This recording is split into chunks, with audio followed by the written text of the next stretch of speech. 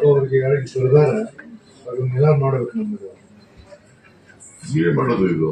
ನಾವ್ ಮಾಡೋದಲ್ಲ, ನೀವು ಹಣಕಾಸು ದುಡ್ಡನ್ನ ಕೊಡ್ತೀನಿ ಮಾಡಯ್ಯ. ಸರಿ, ನೀವು ಬರಿಯಪ್ಪ ಅದ್ರಾಗ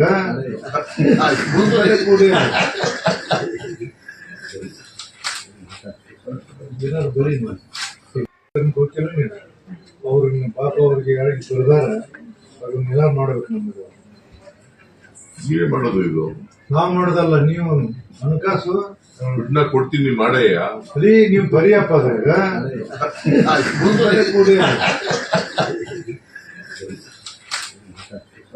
ಏನಾದ್ರು ಬರೀ